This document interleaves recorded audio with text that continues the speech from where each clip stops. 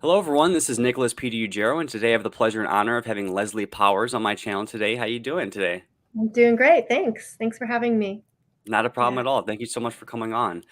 So, Yeah. for people that aren't aware of who you are, if you want to give a nice detailed description of yourself and just what you're all about. Yeah, sure. So I'm a I So, live for and people that work in aren't aware of who you are, California, if you and want to I've give a been nice in detailed description of yourself and just what you're all it, it's all right. I've been in the field of social work. I have a master's in social work and I'm licensed in the state of California, and have had quite a diverse background of experience doing work in home-based therapies with families, working in mental health centers doing outpatient therapy. I've worked in foster care, adoptions, Alzheimer's center, therapeutic preschool, group homes, residential treatment centers. I've done experiential based work and a lot of different things. But the last decade, I've really been focusing on outpatient mental health work with folks with complex trauma based in um, a federally qualified health center that really is making a real effort to do integrative healthcare. So with medical, dental, and behavioral health, and had a real mission of providing care and trying to help people who didn't have access to services. So kind of matches that social work vibe, you know, of providing service to all, valuing the individual, and not turning anyone away, and valuing the human being at their core. So it was a good match for me until the whole COVID thing came down, and that they really fell into the mainstream narrative and started to, enforce and follow the mandates, in order to stay afloat, but also just, not really seeing that, not seeing that that there was problems in it, within it. It seemed to me. So I ended up leaving that job. So that's kind of the more recent history. Uh, and so I'm building up something separate from the the agencies that are dependent on government funding and regulations. I'm still not entirely out of that world, but I'm working in that direction.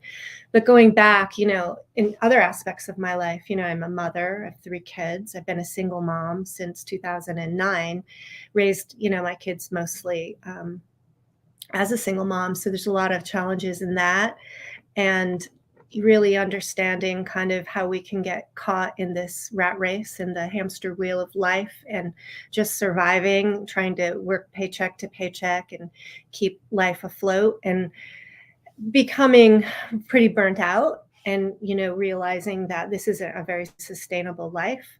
It steals from us our true possibility, our potential as human beings, to be creative beings. When we don't have time to think, we don't have time to settle down and like do that creative work. And I've always been a really curious person. I've always been a deep thinker and had an open mind. I look back in my childhood, and my parents, I was blessed that they didn't micromanage me, and they allowed me to explore.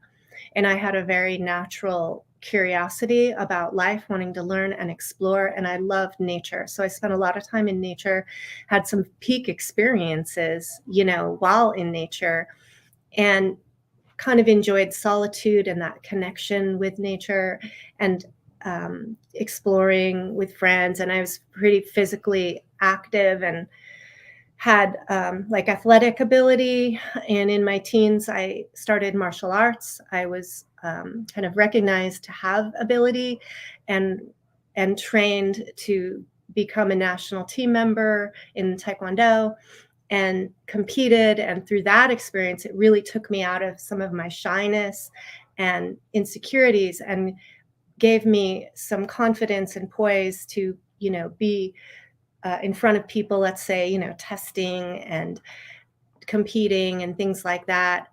I would say a lot of my life experiences feel like they've been rites of passage and initiations, very kind of difficult. They've been a lot of blessings and gifts, but also with the edges of hard learning. And that was really true in a lot of my like relationships, especially. So while my work world kind of always seemed to flow pretty well, and I seemed like I had a calling to go into my work, and things, would happen in my relationships, my life was pretty turbulent. And so there were times when I got lost as an individual, and I had to fight to kind of find myself. And I think in this last, decade or more, I've been successful at really coming back to the roots of who I am. And in a lot of ways, it brought me back to being a kid who had this intuitive ability, this deep thinking tendencies and curiosity to want to understand. So, and I was a kid, I was asking questions like, what is God? And, what is really the true religion? And I would look at, say, Christianity that I was raised in, and I would say, well, how come there are other religions? And it can't be that just one has the monopoly on truth. I want to know the truth. I don't want to just be a this or a that just because. I want to know what's the true essence, underneath. And I just surmised that, okay, if there's like all these religions, I bet you if I were to look at them, there'd be some essence of truth among all of them. And that's what I wanted to find. I didn't want to just like do all the fluff around it and the dogma and the ritual. I wanted to know what's the core truth. So I spent a lot of my life like exploring different things and going into yoga and, meditation and the Vedic tradition, and then exploring some of my, roots ancestrally, the Nordic and Celtic and Germanic, and then starting to study some shamanism and a little bit of plant medicine, going into, I live near Mount Shasta, which is like this mecca of spiritual seeking, and there's a lot of lore and mystery, and I explored that world. I was drawn into some of the priestess lineages and explorations, which here in California and Oregon is, I think, pretty big. I don't know, maybe not on the East Coast so much, but I connected in with dance, which when I was a child, my father was a musician, and I was drawn to his music through wanting to dance. I didn't really become a musician in terms of playing an instrument, but I became really entranced by dancing to music. And so kind of in the later part of my, life, last half, third of my life, maybe really getting into dance. And so there's like this whole range of things that sort of just coalesced. And by synchronicity, so part of like when I get in this zone, it feels like things just show up for me, and teachers and people will show up that'll show me something that'll make a breakthrough in my life. And one of those things was meeting running into somebody who I actually had known, but she turned me on to 3 people, and one of them was Mark Passio. So, and when I started to listening to Mark Passio, I just got really hooked because one, I mean, the amount of information that he shares is vast, and it's so well organized. Like I just would follow his podcast, and I was just impressed with how he put together this information, this massive amount of information in such a painstakingly organized way that when you follow it through, it just like opens your mind. It just answered a lot of the questions, if not all, that I had, the things that were nagging at me about why the world is as it is, and what are we going to do about it. So I felt, his work gave me direction, and I think it answered in a way those early questions I had as a kid about like what is the core truth and essence, that's at the heart of all religions and mystery traditions, and that is natural law. And it just opened my mind in ways that are very hard also, because the more that you start to see, the more distressing it is, because it challenges all the ways you've been thinking and living. And it just keeps happening over and over, where that kind of the veils and the covers are just pulled off of what our mainstream standard life has been, and what we've believed and thought and been taught, to realize that we're really being oppressed, we're being limited, and a lot of the things we're told as true are not true. So I feel like I have a responsibility and obligation. There's just a point where I realize, I know a lot of things. I keep seeking and searching and learning, and I just can't do that for the rest of my life. I'm always going to learn. I'm always going to seek learning, but I have to do something with this information and use my creativity, I guess, in some way, my voice to express. So, Yeah, thank you for that detailed description of yourself. I yeah. really appreciate it. And so that, and you spoke about Mark Passio. So going in line with that kind of topic, who else would you say really inspires you? Well, I listened to a lot for a while. I get kind of intense, and I was listening to tons of Mark Passio. I was listening to a lot of Michael Tessarian, who also influenced me a lot. Seth Esposa, his work is different, but some of his work really affected me as well.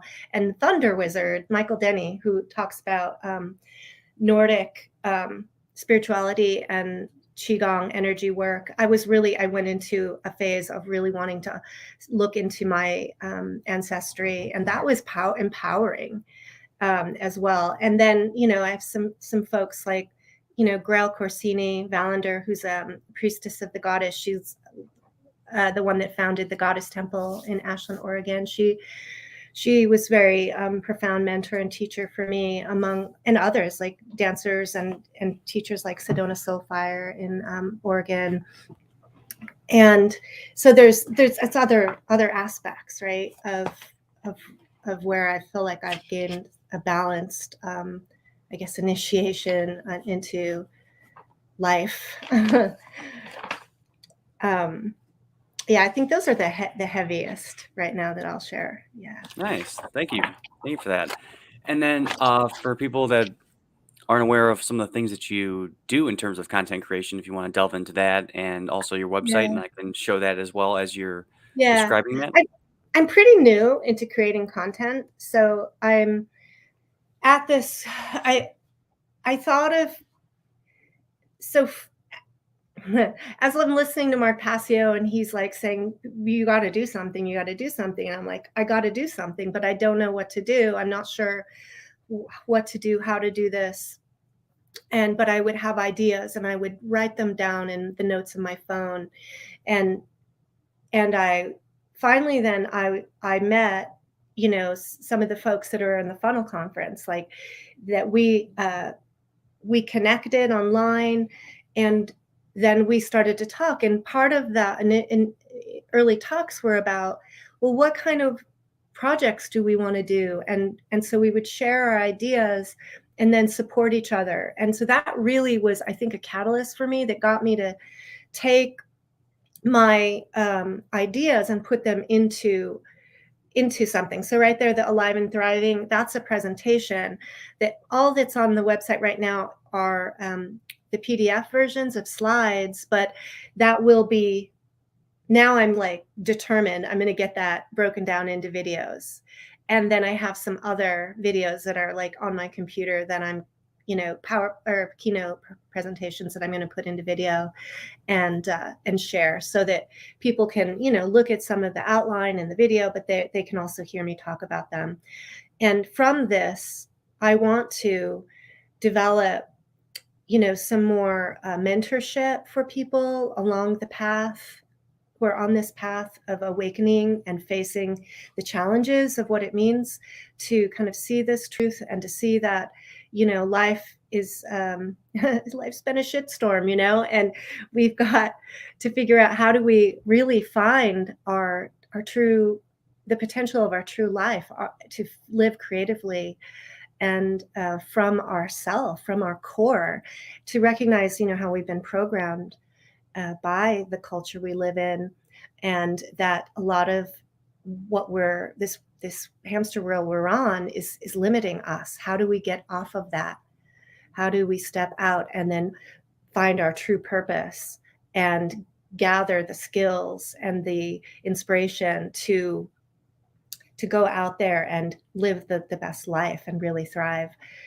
So I'd like to, open up to do more coaching, more mentorship. I'd like to mentor coaches who are working with people and, finding people stuck, especially because of trauma, because trauma and prolonged stress really does a number on us and our ability to cope and gets in the way of our functioning at our best. So I've got a lot of experience in helping people move through that and grow and develop into their true self. So that's really my passion. And I want to expand that into do, some workshops and, some maybe group experiences and individual consultation. So I left an agency job on a salary, and now I'm basically freelancing it, doing fair number of my clients followed me. So I've got a forum for me to see them. And then I'm building kind of my own thing. And hopefully that will start to become bigger than, the traditional work I'm doing. Yeah, I hope so too. I hope so. I hope that that can be Yeah. very successful for you. I'm very impressed with especially how many slides are in each one of those. Like one of them Yeah. was about 95 slides in just one of Yeah. those parts. Yeah. There's like 360 slides. Like this was just all this stuff that I had been accumulating that just like came out in this huge, came out, just it flowed right out. And so I still have some work to consolidate and organize it and make it into bite-sized pieces for, people. So, And yeah. it helps out because you have so much information on that topic of trauma and kind of like that Mhm. self-development. So for you, it's almost just, Sure. I have all this information now. It's just about putting it onto a slide. It's not where you have to Yeah. go out searching for it either. So you kind of have that already Yeah. in Yeah. your brain already. So that's great. And that's one of the shout out to a couple people that are in the comment section. Thank you guys so much for watching. Will Tell Truth says, "What up, great workers? Much respect to Nicholas and Leslie. Thank you very much. Appreciate it." Dom Freedom Fighter, spread the word. Much respect. And then Wizard Factory, Logan Hart. Hi, guys. Much Nice. love and respect. Yeah, I met you in Arkadelphia, Logan. And I remember I asked you for an interview. I just didn't follow up with it, but I'd love to have you on at some point and talk about your music and just everything that you do and help inspire some more people. So thanks for so much for Yeah. watching. Appreciate it, man. So My each one brother of Logan's those, in the house. yeah, each one of those guys that's on, I really appreciate you being here to listen. And I would say you each have been inspirations to me as well. Yeah, totally. That's Fantastic. cool. Yeah. So, so going from your content or actually, I just want to delve into your website a little bit. How'd you go about creating your website? Was it a long process? If you want to just kind of delve into a little bit of just the creation of I, that. I just wanted to GoDaddy. That was a recommendation, and Okay. just kind of fuddled through it and figured it out on my own.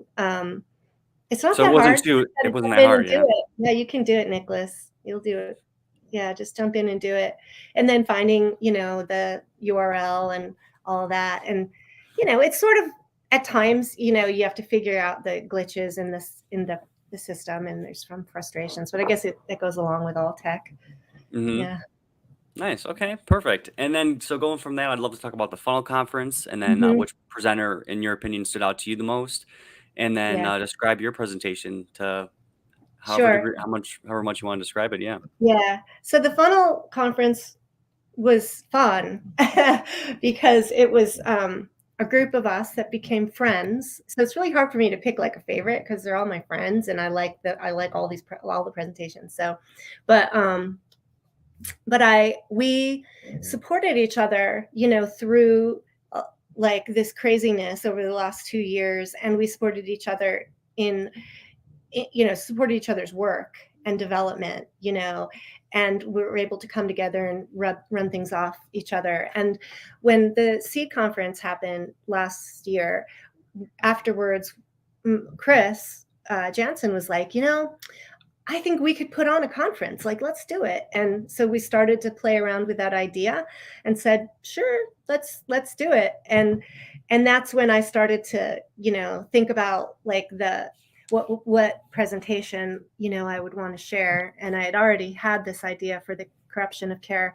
So that I was just kept working on it, and it evolved over time as my life evolved. So during that time, I faced some issues at my employment, like around the vaccines, and then the mandates and masks and all of that. And so that became integrated into the work that that I created in that presentation. So I would say that for the funnel conference itself, I think that each of our presentations like complements the other, and that there's overlapping themes that are very consistent. That is really nice in how it all just congealed. So we have, me, I'm kind of working with the principle of care, Dom, the principle of self-defense, Will totally like clarifying the concept of what is freedom, very excellent, I would say, for anyone who's newer to these ideas, like, start with Will's. And, John kind of having this overview of this conspiracy, this heresy, we're like all kind of in this strange category now of heretics, of extremists. Like, how did that happen? What's this whole idea of conspiracy theory? Is how do you find out what's true and what's not? And we're all talking about that. How do you discern truth? How do you find the core, the root, what the basic principles that we can live by that will help bring freedom and ultimately fulfillment and happiness as people. So, and then Chris brought, a spiritual dialogue, challenge, talking about the stories that we've been told through, cultural religions, like Christianity. And then Jen and Rob had an amazing presentation on natural birth, a topic that's not talked about very much. And Vienna also bringing up these contrasts between, art and life. And, this, a lot of things that we're kind of being told through art and media that's happening in our world. So, yeah, it's all like one big tapestry that I would say is worth looking at, taking the time to go through it all. Yeah. Wow, thank you very much for describing that. That's Mm-hmm. that's very impressive. And yeah, like you were saying, like how they Mm-hmm. all complement each other. That's excellent. It's not like it's just the same thing over and over again. So I like how you guys were communicating on that aspect and what you guys wanted to cover. And Mm-hmm. I'm just really excited to watch it. I've still been Mm-hmm. doing my own thing with working and then editing some videos. So but I got to take the time to get on that because I'm Yeah. pumped to see that stuff. So yeah, and I've already had on Chris and I've already had on Will. So and they just from talking to both of them, they definitely have different things that they bring to the table in terms of Mm-hmm. speciality and of knowledge. So yeah, thank you so much for describing that. And the Wizard Factory, Logan, Leslie, your presentation for Funnel was so incredibly powerful. It brought me to tears several times. Amazing. Oh, thank you. It's So so weird being on this end. There's a lot of insecurities, that come out when you decide to step out and share information. And I don't know how many times, like during the process, I'd be like, does what I'm writing, does it make sense? Like, is it, and then you imagine like it being attacked or it being critiqued and all these things. And there's a point where you just have to say, I'm going to be immune to that. I'm just going to not worry and just follow this push that's inside. I feel it inside me that I just need to express it and trust that there are people in the world who will resonate with what I'm sharing. And I believe that's true for everybody, that we all have this unique voice, this unique vibration, and our life experience gets, folded in with the concepts that we're learning. And then it comes out in a unique way, and somebody is going to need to hear that information somewhere, and they'll resonate and find it and then grow. So it's this synergy that comes from, I think, the creative process and then sharing your creation. So yeah, it's most exciting. definitely. Yeah, and there's so many times where you may not know where your information goes in terms of like what kind of impact it does make, but then to get some of that from people, like from an actual comment saying this is what your Yeah, presentation did for me, and so it's great to actually be able to see that or hear that from people instead of it just being like, I wonder how it affected somebody. Like they actually yeah, can give you that some of that feedback, which is awesome, and yeah, definitely is for me as a motivator. Most definitely, just one person saying, "Hey, this is really impactful for me," was it's just enough for me. So, yeah. and Yeah, then the it's fact, wonderful to get those little pieces of encouragement, because I know, like, I'm used to in my work doing psychotherapy and counseling, that a lot of times, especially when you work with kids, you put a lot of energy out, but you don't really know how it's going to impact that person later in their life. So, but that doesn't mean you shouldn't do it. So Mhm. even though we may not know what the impact will be or who's going to touch this material now or maybe years later, I don't think that's what we should be worried about. I think what we need to do is take the truth and the knowledge and this inner creative force and trust it. Trust that if we put it out there, that will have an impact on the world. Impact, and it opens up doorways, and it does something we don't know. There's the mystery in a way. But as long Mhm. as we're acting in taking right action the best we can through, the concepts of natural law and truth and not doing harm, then the world responds, and it responds in those synchronistic ways, where the people show up, or you notice something. I think it's really important to keep your eyes open and notice. Yeah. Yeah, I've definitely been noticing a lot of synchronicities in my life just recently, and I feel like my intuition's probably maybe gotten better, just being able to kinda call things Mhm. beforehand. Or yeah, it's really interesting, and as you were saying with, synchronicity, for somebody that's not really understanding what that means, what would Mhm. be a good description of what synchronicity is, and how does that kinda relate to maybe, like, what people would say is a coincidence? Right. Well, I guess I don't necessarily think that coincidences are just haphazard, and when that connects to what's going on in the world, and it's a viewpoint, it's a worldview, that life is random, that things happen just haphazardly.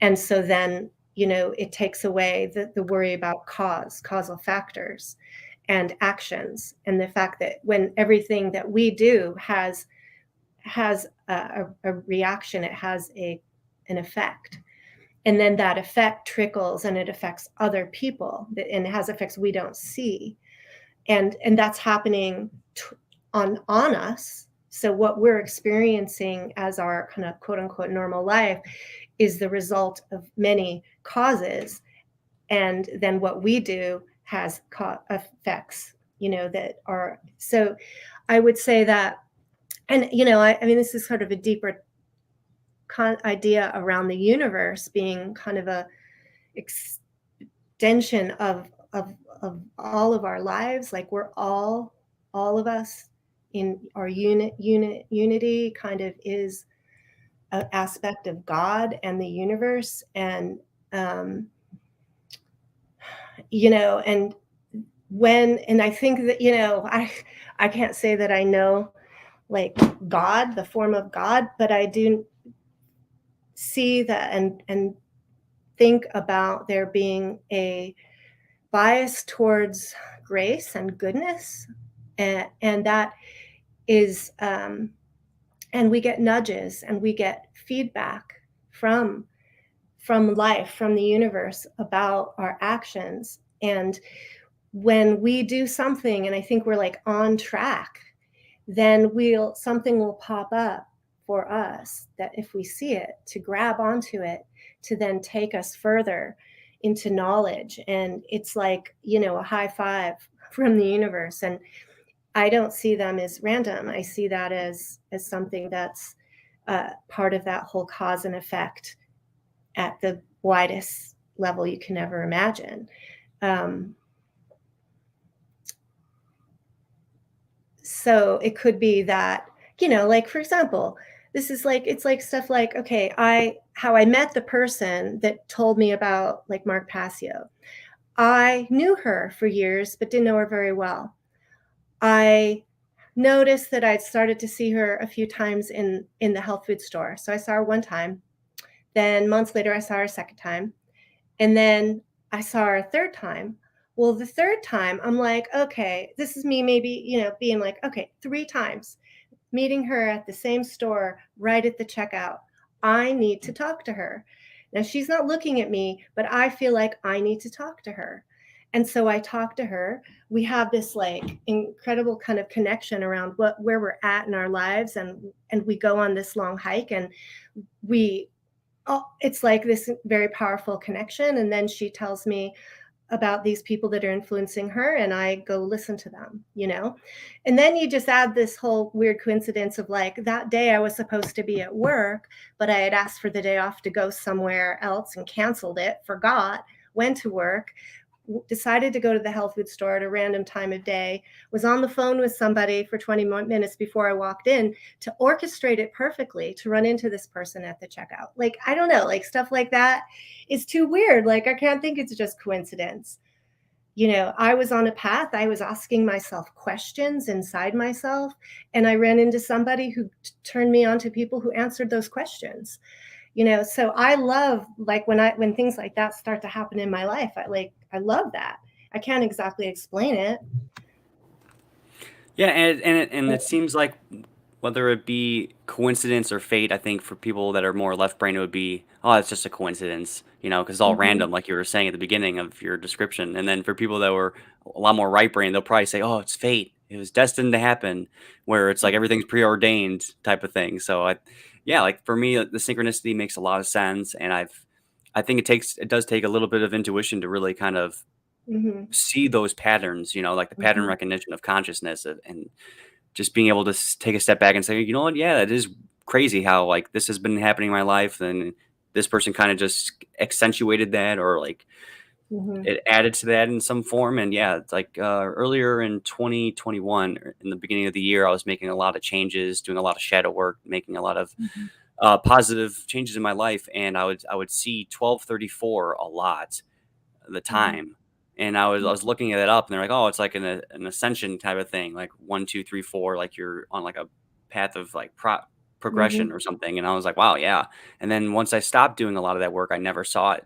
I never saw 1234 again, and it was kind of weird. And yeah, Yeah. people could say it's just, yeah, it's a coincidence, or it's just, yeah, it's some oddball type of story that you're coming up with or you're saying. But yeah, for me, I can feel like, yeah, I wasn't progressing as much anymore, Yeah. and so, yeah, it wasn't really showing up in my life. And yeah, just the intuition aspect is just something that a lot of people Mhm. just don't have much of, and they aren't Right. really building that up and really kind of Mhm. strengthening that and improving that.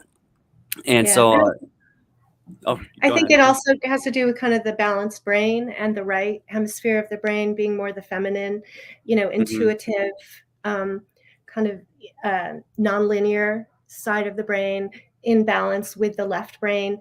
And so having both, being open to both types of learning and awarenesses is powerful. And then there's the willingness, you know, it's like looking for those things, noticing them, seeing them, and then being willing to step forward into them.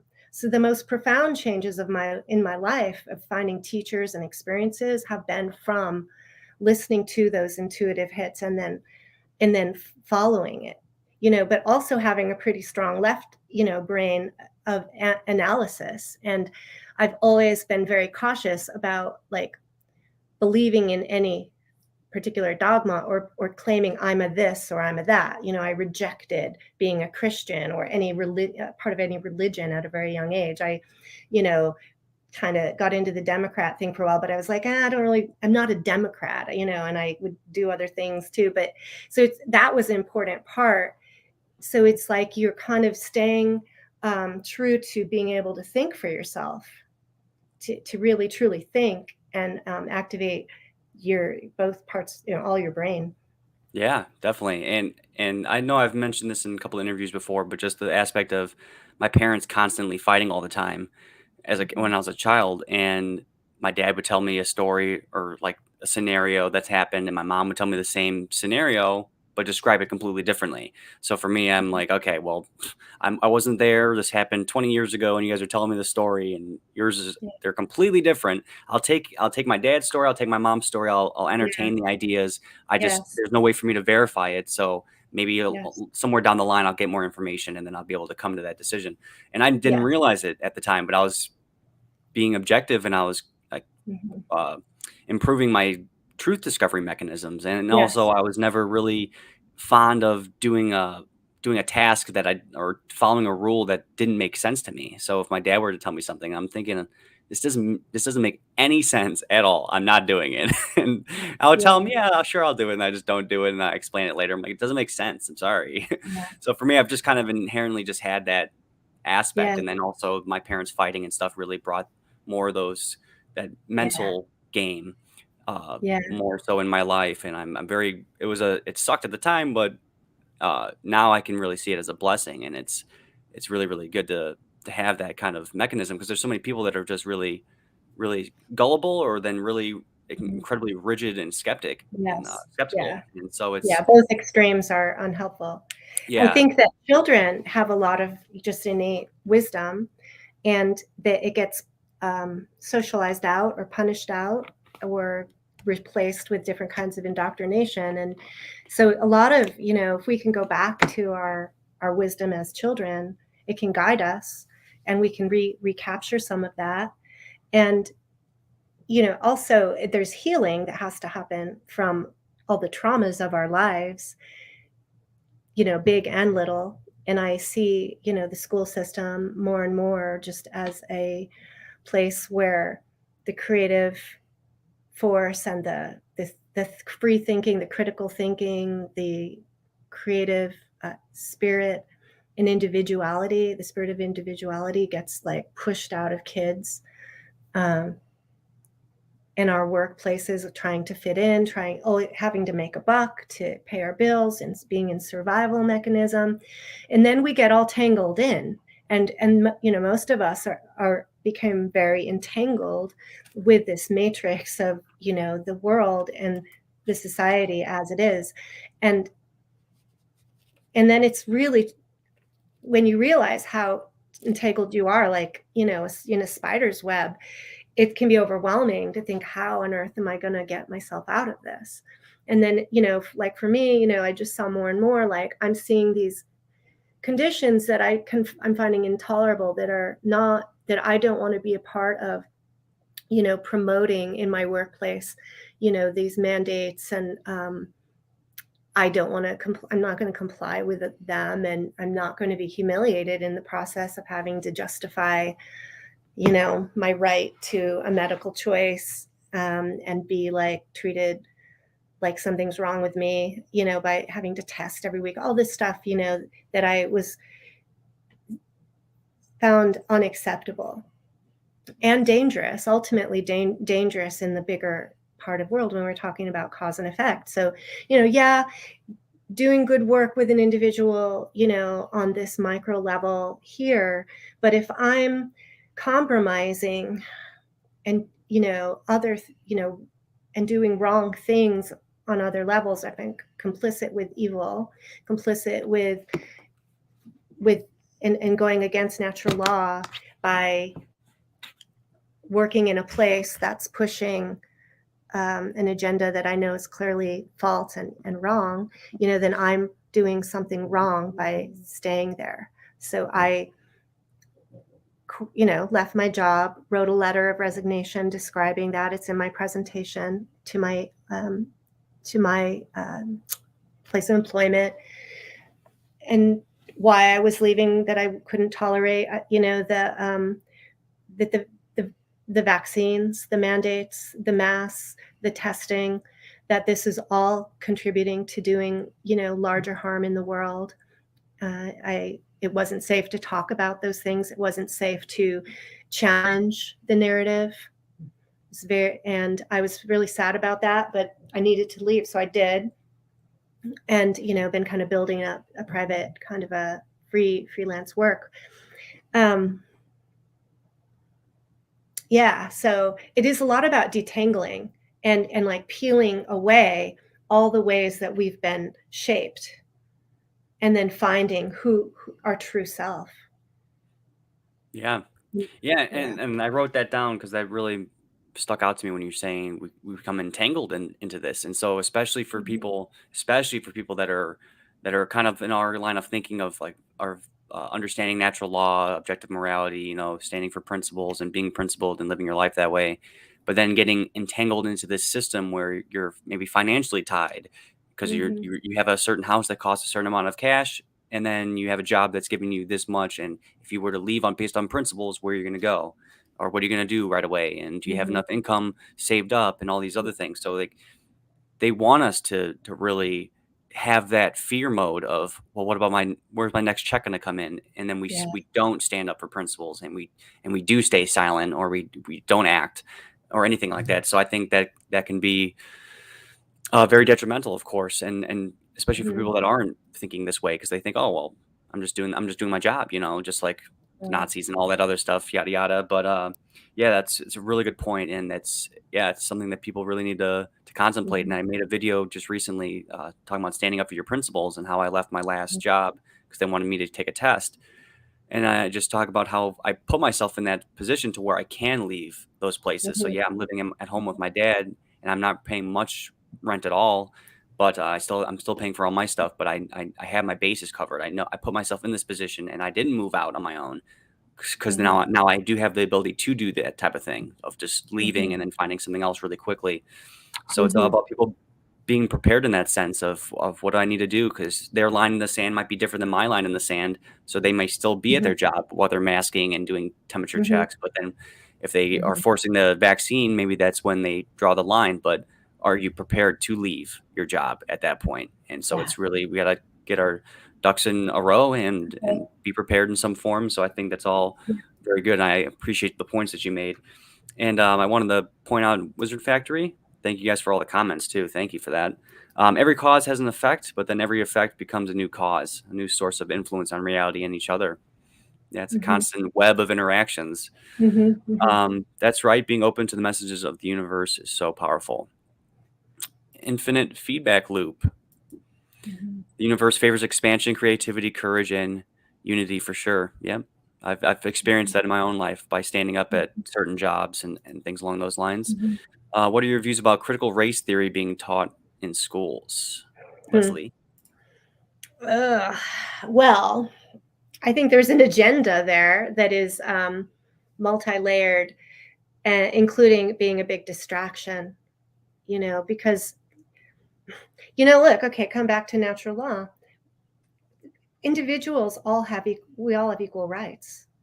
You know, there's no one better than or less than another, and we all also, I guess, looking, this is the controversy about it. This is a little on the more a little different side. Is So me, with my roots, I follow my ancestry back to, the Nordic, Celtic, Germanic. Um, I'm Scandinavia, German, Britain, Ireland, Scotland, things like, Dutch. There's tons of wars. There's tons of my ancestry has been both the oppressors and the oppressed in many cycles. Okay, and yet it's not cool. It's not okay to talk about that. So there's some kind of a agenda going on that creates division, and that is also disempowering to, when disempowering to some people and creating some kind of false empowerment for another. It's not right about that. Like, it's really just comes down to not imposing these weird agendas and mandates and things, but coming down to every individual and their authentic rights as a human being, and the potential of every person, and how do we create a society that honors and nourishes and all of that for everyone. you know I think it is, good to to learn. We have to learn from history, and I don't trust that what's the history that's being taught in the mainstream education is even the true history. It's all very biased history. um, a lot of things left out. The winners write the history, supposed winners, right? um, so I'm not really going to get into. I feel like when we get caught up in, there's all sorts of topics that are thrown out that we can get passionate about and we can argue about, and it can polarize people. And while we're all having those conversations, all of us are being in further and further, like, roped into a cage, and we're missing the point. We're not protecting ourselves as a whole. Like, we all have to kind of unify in our just being human, and understand our intrinsic rights and live according to natural law. And then we don't need all that.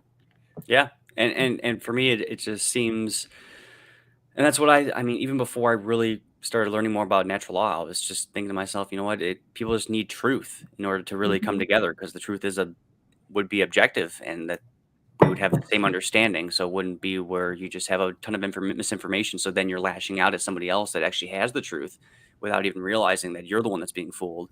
So I think Yeah, that's super important. And yeah. everyone wants clean air, food, water. They want shelter. They want their kids to be well fed, well nourished, and all that stuff. And then Mhm. we Yeah. want people to not aggress on us. And it's even someone that thinks it's subjective, right and wrong, subjective. I give them that list of 7 wrongdoings. They agree that all those are wrongdoings. So Yeah. even if they think that it's subjective, can they'll give their opinion in their minds, but it Mhm. really is the case that if you're not causing any harm to anybody, then you have the right Yeah. to do that. And I think it's Mhm. just, yeah, we do all want the same thing, and nobody wants Mhm. to be violated in any Yeah, form. So it's exactly. really, I don't see how anyone could really disagree once you break it Mhm. down. Yeah, and the world is an abundant place. Nature is abundant and infinite. And we can I tap into that and live in harmony with that to experience that abundance without being in this paradigm of competitiveness or lack or scarcity or focusing on past wrongdoings and being stuck in this identity as having been victimized or owed, right? We all can, and unite in proper unity can activate abundance for all. So I'd like to focus more on that. Yeah, definitely. And even me personally, last year I was cheated on for the first time ever, and I got super traumatized, unbelievably traumatized. And I started like doing a lot more gaming again and smoking weed again and just trying to patch myself up in that sense. And I obviously knew it Mhm, wasn't going to solve anything. It was just a band-aid. It was just for me to pass the time and not think about it. And I've gotten better, but mhm, finding more purpose, networking with people has definitely helped me out, given me more opportunities, been more positive.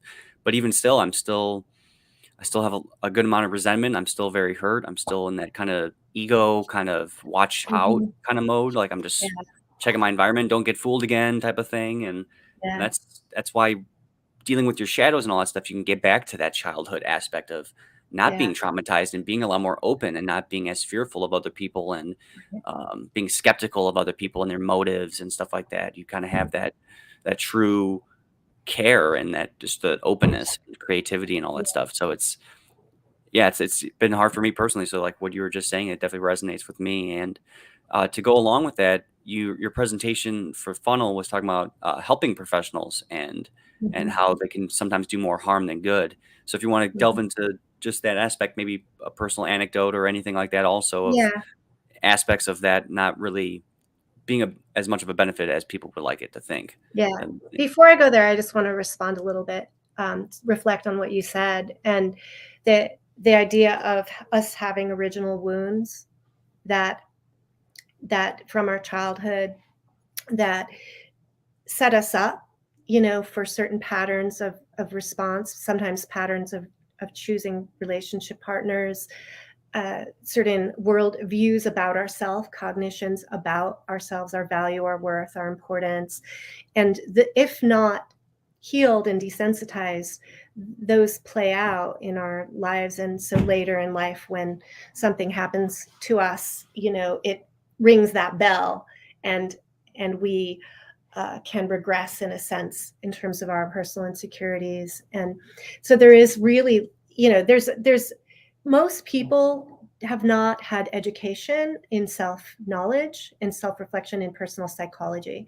There's a lot of stigma around the mental health and psychology, and people avoid it. They feel like it's a weakness, it's something bad. And that's part of, I think, an overall agenda, or um, something that has been part of that pyramid of where the masses are kept in ignorance, while the people who are running the world are master psychologists. And one part of our way out into our power is through understanding our psychology and the psychology of people, in group settings and so forth, like some of the experiments around authority and people being told to, electrocute someone, and the power of authority. And so there's all sorts of aspects of our personal psychology that's really important. And the personal work of observing ourselves and like taking responsibility. So I've been through things where it's really easy to blame someone else and see it as that person's a narcissist or that person was, lied. And and and you can get very stuck on that story. But the most powerful transformation came when I started to see my role in that, my role throughout my whole life in relationships and the core beliefs about myself, and how perhaps I didn't protect myself. I didn't take a responsibility for myself and my experience. Somehow I was lax, or I was, allowed myself to be in a fantasy about something instead of reality. So it's very much, to break our patterns, you have to work on yourself and see yourself in all of those dark places, the painful places. And then, but it's empowering. It's then empowering to say, oh, now I know myself. I know how I got into those messes, and now I know what to watch for. The trick is we never know our blind spots, and we always have something, and we're always going to keep learning, and that's okay, and it's part of this expansion, I think, of our soul and our soul growth. And so I start to not judge it so much, but be curious and just do my best to be live by those things that I learn as much as I can. So in terms of my presentation, where a lot of harm started to happen among people who are working in caring positions, is that their own fears have taken over. So if they're afraid of other people giving them an illness, and they're afraid of getting written up at work, or they're afraid of getting fired, then all of a sudden their behavior towards other people's changed to that, where that person is an enemy. There's confrontation. There's like, no, you can't be here if you're not going to wear that mask, or you can't come in because we can only let 1 or 2 people in the store at one time, or, and then people become belligerent, or they become labeled as, troublemakers. And, people start to feel, people stress at their jobs, and it's not fun anymore. But they're doing those jobs, and they're kind of, what's the word? They're giving away their inner authority, by doing something that maybe they don't even believe in, that they know isn't good. If I know that the cloth masks don't make a lick of difference, and that actually can cause harm, I am not going to harass somebody to put a mask on, even if my employer says that that's what I have to do. I'm not going to do it because it's wrong. And so people are not acting out of principle. Instead, they're just acting out of these other kind of base, avoidance of punishment modes, or I don't want to lose my paycheck, which I understand. But then what are we going to do about that? Because you have to live with yourself. And there creates a dissonance, a lack of alignment within people between their thoughts, their feelings, and their behaviors, and and what they see as true, or what. And so being in alignment within yourself is really important. And that includes having right livelihood. So when and I'll just share this really quickly, an impact on one of Mark Passio's, there was a video somebody made, it was a clip. And I'd never seen it connected to any of his like podcasts, but it was him basically talking to people who work in the government and saying, you're immoral trash. If you work in the government, you're immoral trash. And I was like, oh my gosh, like all my little parts of me that hate name calling were getting triggered. And I'm like, okay, but I got to put that aside, and okay, let me look at myself. Let me get to the root, the core message here about what I could be doing that's immoral. Okay. I know that I'm doing good things. I'm helping people. But So it'd be really easy because I'm helping people to say that, just dismiss that message. But I'm like, okay, let me break it down here. Let me look at this. I had a basic understanding of how government and authority leads to immoral um, actions, right? We can't give our power to someone else, and deflect our responsibility for ourselves. And if we are participating in wrongdoing, then we're wrong. So I think, okay, I work in an organization that is funded by the feds. The rules that I'm following are federally directed. Yeah, they're not interfering with my direct practice too much, but still, that's true. And I'm receiving all sorts of, my paycheck ultimately is coming from government insurances. And I am operating off a license that basically says that the government owns me and tells me what I can and can't do, and they can threaten me, and all these jobs make you do these trainings that threaten you with fines and imprisonment if you violate privacy, or there's so much of this that's all based in coercion and threat. And and I just started to see all the layers of how you know we're being that my job in a lot of aspects was not the right livelihood because I was too enmeshed in this system that's holding us back, right? Holding people back, to be truly in alignment, that would mean separating out from that. And we no action. If there's evil going on and you see it and you don't take action and you just put your blinders on, and you don't, like the monkey, see no evil, hear no evil, see no evil, all that, we're part of the problem. And that's a big part of my presentation is we have to see and face what's really happening. We need to get all the information, not just to believe what the government sources are telling us. We have to think for ourselves. We have to be true to ourselves and what we see is right or wrong, what is right or wrong. And we need to be courageous and be willing to speak up, to get out, and not just go along to get along, or get along to go along, or whatever, to get our paychecks.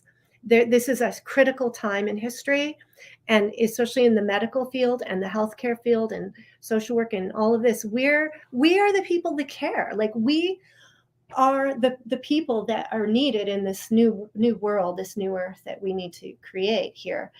And if we really care, let's walk our talk. Let's go care. Let's join together. Let's create, mutual aid organizations that are based on everyone's, benefit. Where nobody is having to bow down and kowtow to you know, somebody sitting up in a place of authority telling us, what to do, or else. It's Yeah, it's definitely. indeplorable. Yeah. Yeah, for sure. And I know that there's a book that I have posted on my BitChute channel. It's Nonviolent Communication. And in one part of the book, of the audiobook, he talks about if you have a child, what would you want their reasons to be for doing an action that you want them to take? Would you want them to do that action? Do you want the reason to be because you offered a reward for them doing it, or a punishment for if they didn't do it? Or would you want their reasoning to be you described it to them, gave them the ability to come to an understanding of it, and then they chose to do it because of that Yeah. understanding? Yeah. And so if you ask parents, they'd say that that's the best option, but they think that Hmm. that's not possible, and they basically create like their own mini government at home. They do the coercion. They say, "Well, you're gonna have to go to a timeout, or you're gonna have to do this, or you'll get rewarded if you do it." And it's it's easy to do it that way. I understand, like, it can be frustrating if you have two jobs and you're busy and you just want your child Mhm. to do something. And but just overall in the long run, it's gonna have them expect a reward, or Yeah. for a bad action, they're not gonna do it solely because there's a punishment, Yeah. not because it It's is the hard. wrong thing or it is the right thing. Yeah. It's hard to be a parent and then to see your kid not fit in, or to become targeted for not following the status quo. So, you raise your kid to think for themselves, then they challenge teachers. They challenge, the rules as irrational, and then they get in trouble, and then there's suffering, and there's, it's hard, and I could say I've got kids who really have, challenged the mainstream, and it's a weird experience, because on one hand we want to protect our kids from pain, we want them to fit in, but really that's the most dangerous thing to do. We don't want to raise kids that fit in. And there's some study, this was like a real eye-opener with it was when my supervisor at my last job, and I was really surprised at this, because she was like the most least authoritarian manager I've ever had. She was totally hands off and let us do our own thing, and they really didn't buy into the hierarchy that much of the organization. But she said that there was some kind of a study that came out that said that the best well-adjusted kids, are those that respected authority. And she's like, oh, well, I guess I'm glad my kids, respect authority. And I was just like, oh my God, that seems really dangerous. I don't think that that's really how to make the best well-adjusted adults. And I don't know where that came from, but I'm like, whoa, that's like the opposite of what we want. And that's true for a lot of the things that are coming out in the mainstream, is like, it's really an inversion and the opposite. So Yeah. Yeah. It's really gross. And like when you're talking about the experiment where they had them ask questions to another person that was an actor, and they gave them like a shock, and they're looking over oh, and they're like, yeah, keep going, keep going. I got my coat yeah, on and my little clipboard, so yeah, just do it.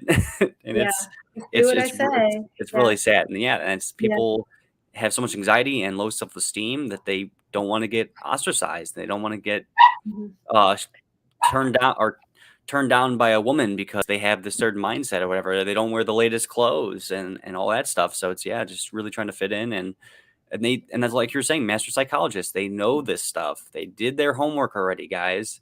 And mhm, yeah, I find it hard to believe that they're going to lose if I can't imagine them losing, because you'd have to be an idiot to lose at this point. Like you just like spoke about a virus and people were just rolling over and masking up and getting their kids shot up, yeah, and it's like, whoa, and I don't even know what's going to happen in the next decade or so, like with those children when they grow up yeah, to be adults. How are we going to deal with them if they don't become more aware of what's going on and how they're being yeah, manipulated? So it's really nuts out there. And so, yeah, standing up for yeah, principles is one of the most important things we mhm, can do at this yeah. moment. And not And looking to just authority, not looking to the elites, that have certain letters after their names or college education. Those are people are been trained to just, look to the expert, so called, to know what to do. And that's part of the problem that's going on now, is we need to stop idealizing people with initials and titles, and even mainstream education, because a lot of the smartest people I know, they didn't go through that. That doesn't mean that they don't have the knowledge or that they don't have the wisdom. So we need to yeah, rethink this whole elitism based on, the classism and the social, the higher education piece even. most definitely. Yeah, I agree. And I know we're already a little bit past an hour, so I just want to get Mhm, this one out really quickly, because we basically have been talking about it a little bit. So, what would be some advice and tips for people who are on the sidelines and then want to join this kind of mhm. uh, truth? Like people just talking about truth. What would be your advice for people that are more on the sidelines, kind of fearful of speaking up and putting their Mhm. name out there? Yeah. So I think one is educating yourself, and when if you go through Mark Passio's podcast, he talks about a lot of areas that are very important to this process, including nutrition. You know, um, ways that we help the earth and nature, different kinds of. It could be. So one, it's looking at yourself in your own, how you're entangled, and working on your own detachment, and finding right livelihood, and establishing a purpose. So your purpose may be, you might find that you want to talk about or teach about, plant-based nutrition, and, or it might be that you want to create art of any kind, paint or music, so there's lots of different ways to express and share this message. It could be on a video, it could be on like you're doing these interviews, it could be in writing. It doesn't have to be that. There are many, many ways to align with truth and to share it. So people need to come up with that answer inside themselves, I think, at the end of the day. Yeah, definitely. And yeah, to see what Yeah. your personal purposes, what is it that is the most passionate thing in your life that you find the most valuable and fulfilling Mhm. to speak about? And Mhm. for like even for me, like the when you were talking about like the nervousness and the shyness, it's totally how I was when I was a kid. Low self-esteem. Girls didn't really Mhm. like me. I would go to Taco Bell every Saturday with my dad, and I couldn't even give them my Mhm. order. I would tell my dad, Mhm. You just tell them." It's just like, Mhm. "You're not gonna get any food unless you say it." I'm like, "No, I'm not doing it." And so I was super Yeah. shy as a kid. The only thing I would be really good Mhm. at is doing like a slideshow presentation where the lights are off because it's just not Yeah, like it's not on me as much the and attention. that's So okay. It's like, yeah, where's your edge? Finding that edge of your comfort and just growing, pushing through that, through those fears and those insecurities, and then looking inside and noticing them, noticing the parts of you that are afraid and that are self-critical and that are holding you back, and then setting some goals to grow and push through them. That's It's a process. Yeah. yeah, yeah, for sure. And even for me, if I was just starting out, I could have used that information of, yeah, I'm really good at doing slideshows because I'm not as nervous in that Mhm. kind of aspect. So I Mhm. could have, if I was just starting out again, I could have just did like a little meetup somewhere and I just had the lights off and I was just doing a slideshow presentation. And then as Yeah. I go, I could just be more confident, then I can do it without a slideshow. So Yeah. yeah, so people can just see what their lines are in the sand and Mhm. what makes them more comfortable and not comfortable. So yeah, I Yeah. think it's those are all great tips. So thank you very much for that. Yeah. And And just do it, because somebody's gonna benefit. It's all of our efforts synergistically are gonna create the difference. yeah, Yeah. and even if you're super nervous and people can pick up on that, and even if you say that, like, "I'm nervous as hell, sorry guys," like I'm sure someone in that kind of crowd or whoever's watching is gonna be like, "Wow, that's crazy. That's really Yeah. empowering for me and inspiring for me because I feel that Yes. same way." Yes. So For and sure. they're doing it right now and they're being honest about it. Mhm. So yeah. So yeah, Yeah. definitely the openness, honesty, and all that stuff Yeah. is definitely good. This gentleman mainframe. As a side note, I find Leslie to be genuine, wise, and quite attractive. Just saying. It's Funny. random. Mm. And random. Yeah, so yeah, we're already over the hour mark, so I wanted to kind of wrap it up. So if you want to just let people know where they can find you and your work and what you have, anything you have upcoming, and just want to stress again how Yeah. much I appreciate you coming on such short notice. Sure, thank you, appreciate it. Yeah, well, we're already talking about a funnel too, and a conference, and then my dog's telling me it's time for the interview to end. Yeah, we're gonna do funnel 2, so already working on ideas for that presentation, and what I my main just AliveThrive.life. I believe that, I'll make sure there's a way there that people could actually get a hold of me, and, if they want to, and reach out and oops, I guess my dog's saying, Oh, so I want to see it. yeah, anyway, I lost my train of thought. All right. But Yeah. I already have your Facebook, your Instagram, and your own website in the yeah, description. So if people want to yeah, check you out, please feel free to those are the do best that. ways to reach me.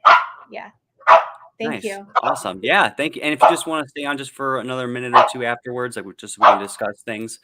Yeah. So thank you guys so much for watching and participating in the live stream. Mainframe, the link, just check out the description. Or may not be on Twitch. If you go to YouTube and you find my channel, Nicholas Peter Ugero, my name's on the screen. I have all the links there. Twitch from StreamYard, I wasn't able to do the links on Twitch for some reason. I just had the title. So thanks for asking about that mainframe. I appreciate it. But yeah, thanks everyone for watching, and thank you again, Leslie, for coming on here. It really means a lot to me, and I Yeah, wish you the thanks, best of luck. Nicholas. And hopefully we can talk Yeah, again in keep the future. And great. yeah, Yeah, all right, looking everybody. forward to watching more of your interviews. Yeah, I appreciate it. Thank you. That means a Yeah. lot. Thank you very much. All right, everybody.